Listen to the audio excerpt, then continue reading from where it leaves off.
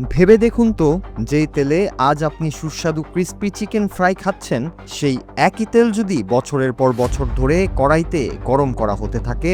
শুনতে অবিশ্বাস্য মনে হলেও এমনই এক অবিশ্বাস্য ও গা শিউরে ওঠা চাঞ্চল্যকর তথ্য সামনে এসেছে। একটি নামকরা রেস্তোরাঁর মালিক নিজেই স্বীকার করেছেন যে তাদের খাবারের তুমুল জনপ্রিয়তার মূল রহস্য লুকিয়ে আছে একটি গোপন উপাদানে, আর তা হলো দীর্ঘ ৬৬ বছর ধরে ব্যবহার করতে থাকা ভাজার তেল। ১৯৬০ সালে দোকানটির প্রতিষ্ঠার পর থেকে আজ অবধি কড়াইয়ের সেই তেল নাকি কখনোই সম্পূর্ণ ফেলে দেওয়া হয়নি। আর এই খবরটি প্রকাশ হতেই নেট দুনিয়ায় তোলপাড় সৃষ্টি হয়েছে। মূলত এই রেস্তোরাঁটি বিশ্বমঞ্চে একটি মর্যাদাপূর্ণ প্রতিযোগিতায় স্বর্ণপদক জেতার পর এর তৃতীয় প্রজন্মের মালিক অকপটে এই গোপন সত্যটি ফাঁস করেছেন। তিনি দাবি করেন, কয়েক দশক ধরে পুনঃব্যবহৃত এই পরিপক্ক তেলটি তাদের ফ্রাইড চিকেনকে এমন একটি অনন্য স্বাদ এবং জটিল সুবাস দেয় যা নতুন তেল দিয়েও তৈরি করা অসম্ভব। তবে তারা হুবহু ৬৬ বছর আগের সেই নোংরা তেল ব্যবহার করছেন না।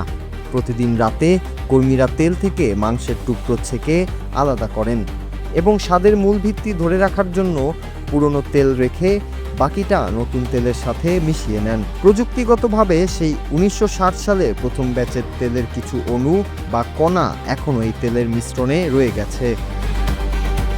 খাবারের স্বাদের জন্য এমন অদ্ভুত ও প্রাচীন ঐতিহ্যবাহী কাণ্ডটি ঘটেছে এশিয়ার উন্নত দেশ জাপানে।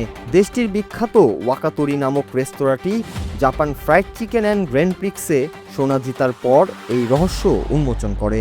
শুধু এই ফ্রাইড চিকেনের দোকানই নয়, জাপানের টোকিওর আরেকটি বিখ্যাত রেস্তোরাঁ ওতাফুকু প্রায় ৭০ বছর ধরে এবং থাইল্যান্ডের ব্যাংককের একটি দোকান ৫০ বছরেরও বেশি সময় ধরে একই স্যুপের ঝোল বা ব্রথ ব্যবহার করে আসছে, যা জাপানি ও এশিয়ান ফুড কালচারে এক অভিনব কৌশল হিসেবে পরিচিত।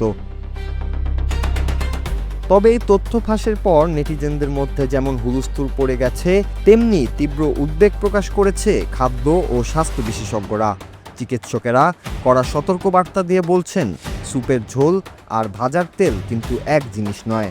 তেল বারবার উচ্চ তাপমাত্রায় গরম করার ফলে তা বিষাক্ত হয়ে ওঠে এবং এতে ট্রান্স ফ্যাটি অ্যাসিড ও অ্যাক্রিলামাইড এর মতো মারাত্মক ক্যান্সার সৃষ্টিকারী উপাদান তৈরি হয়।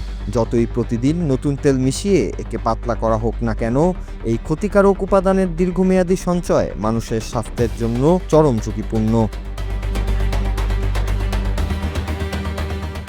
নূর Raju, Bangla TV, news desk.